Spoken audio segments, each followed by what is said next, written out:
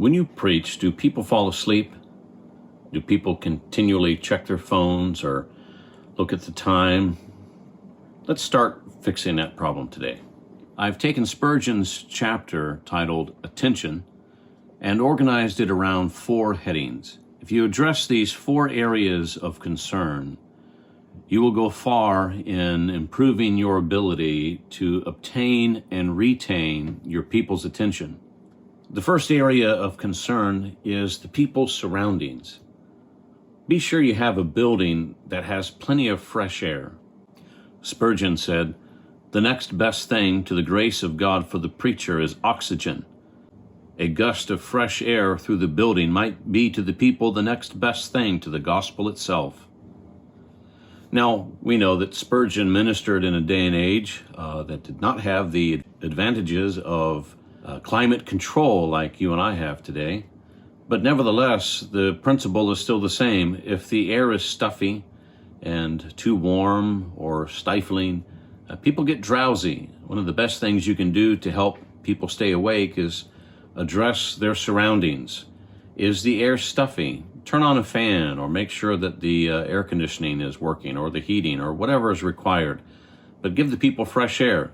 The other thing you can do when addressing the people's surroundings is train your people kindly, patiently, gently to minimize distractions from the audience. The second area that we address in order to obtain and retain the people's attention is the area of the people's spirit.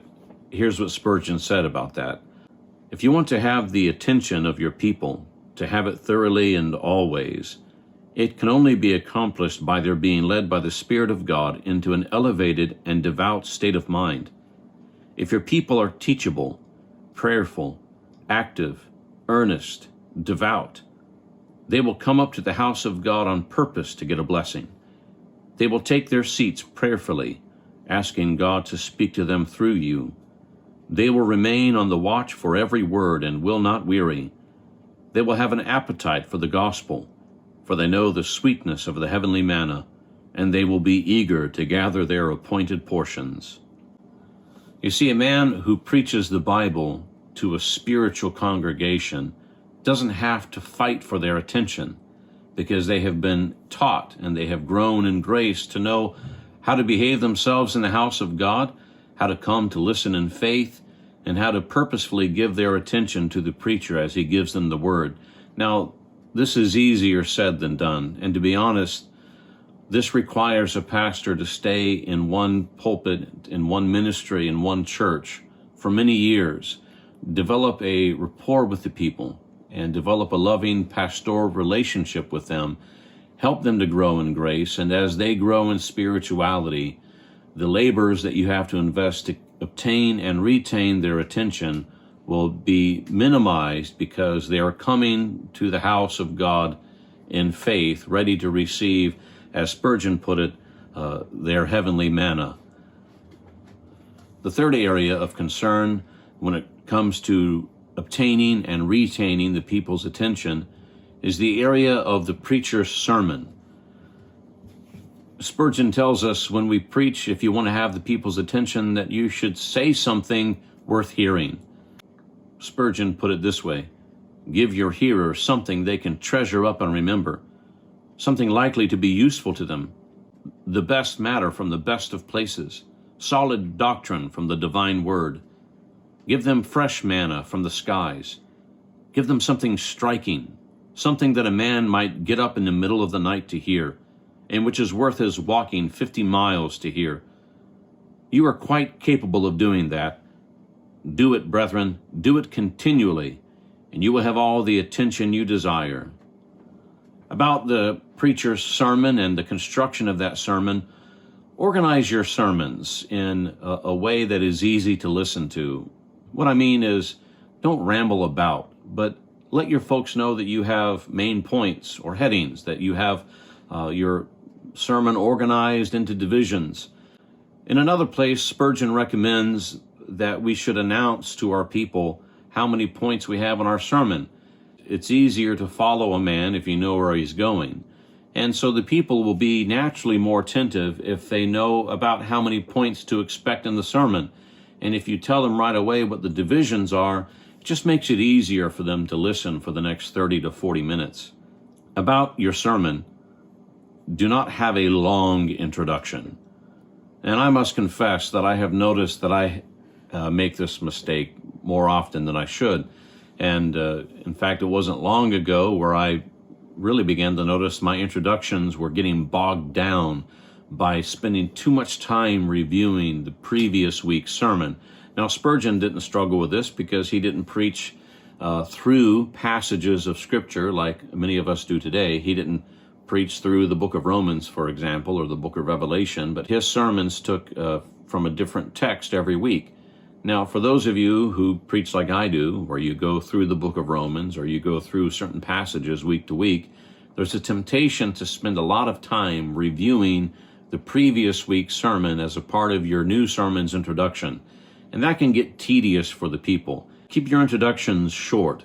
Not only should we be concerned about how our sermon is constructed, but we should have concerns addressed regarding the sermon's delivery.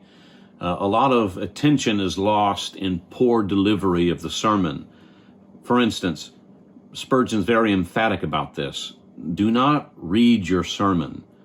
And I know that there's a debate amongst preachers about whether you should write out word for word a sermon manuscript. Others preach from a simple outline, which is kind of how I prefer, and that's what Spurgeon used. Whether or not you write out or type out your sermon manuscript word for word, whatever you do, do not read it from the pulpit. Very few preachers can read from a manuscript in a convincing way and successfully keep and obtain and retain their people's attention. Also, when it comes to sermon delivery and keeping and getting the people's attention, use plain speech in your preaching. Spurgeon warned against using flowery language and the kind of vocabulary that most people in your congregation wouldn't understand. So make sure you direct the language to the average man and don't sound like a seminary professor. Spurgeon put it this way: our hearers do not want the bare bones of technical definition, but meat and flavor. So don't get overly technical with your sermon. A lot of men, they just overwhelm the people with Greek and Hebrew. Sometimes that has its place. Sometimes it's crucial to make a point because of the meaning of a word in Greek or Hebrew. But honestly, most of your folks don't need a Greek and Hebrew lesson, and they don't care to have it. When it comes to sermon delivery, don't repeat yourself too much.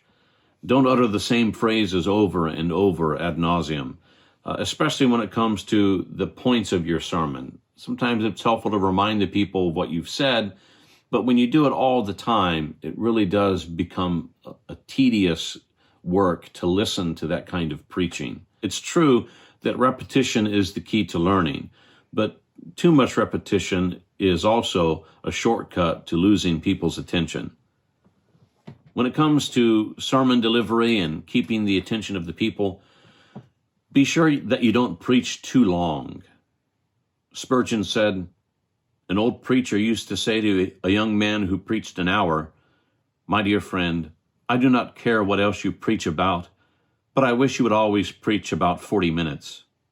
We ought seldom to go much beyond that. 40 minutes, or say 3/4 of an hour. If a fellow cannot say all he has to say in that time, when will he say it?" This is a very common question that's asked by preachers. How long should a sermon be?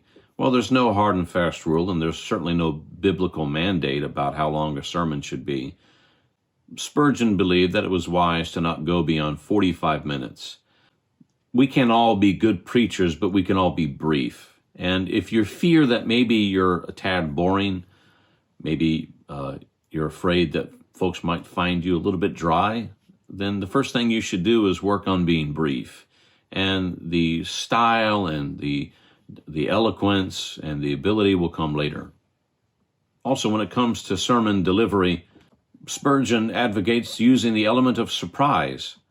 Here Spurgeon mentions the homiletical tactics of a man affectionately called Father Taylor.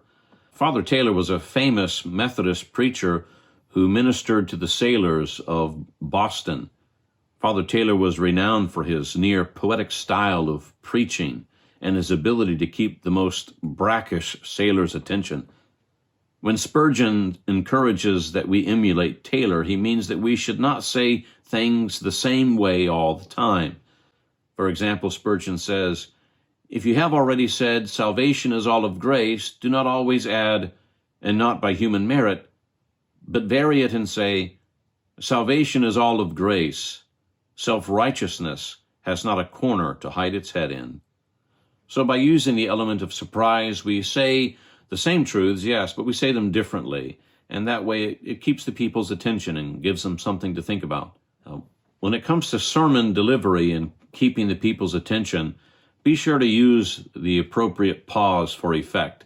It's easy for the familiar cadence of the preacher's voice to begin to almost act like a lullaby to the people and to cause them to nod off into sleep.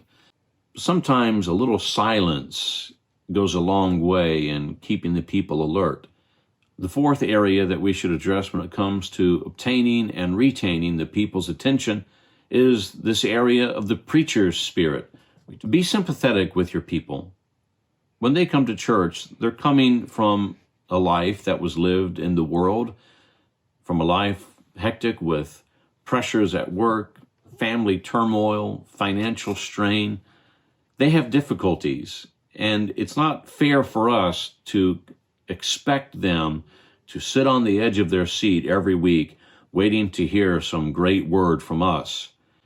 They have hearts that are hurting. They have burdens to bear. It's difficult for them to put everything out of their mind and listen to you for the next 30 to 45 minutes. Spurgeon put it this way: "Many of them have through the week been borne down by the press of business cares. They ought to roll their burden on the Lord, but do you always do so? Do you always find it easy to escape from anxieties? Are you able to forget the sick wife and the ailing children at home? That is, understand that they have troubles too, and be patient with them." When it comes to keeping the people's attention and this area of the preacher's spirit, Spurgeon tells us to be interested in our own sermon. If you don't like your sermon, if you're not interested in the subject, if you aren't passionate about what you're about to preach, don't expect your people to be. If you haven't been worked over by the conviction of the Spirit in your study, if you haven't been borne along with the zeal of the truth of the Word of God, if you're not excited about what you're about to say to the people, don't expect them to be excited to listen to it. So be interested in your own sermon. And lastly, in this matter of keeping the people's attention, Spurgeon especially emphasizes the need for the preacher to be filled with the Spirit of God. He says, "Be yourself clothed with the Spirit of God, and then no question about attention or non-attention will arise. Come fresh from the closet and from communion with God, to speak to men for God with all your heart and soul, and you must have power over them. Supernatural power must be your reliance. We say to you, perfect yourselves in oratory, cultivate all the fields of knowledge, and make your sermon mentally and rhetorically all it ought to be. But at the same time remember, it is not by might nor by power that men are regenerated or sanctified, but by my Spirit, saith the Lord. If you do not touch the heart, you will soon weary the ear. Clothe yourself then with the power of the Spirit of God, and preach to men as those who must soon give an account." And to that I say, Amen.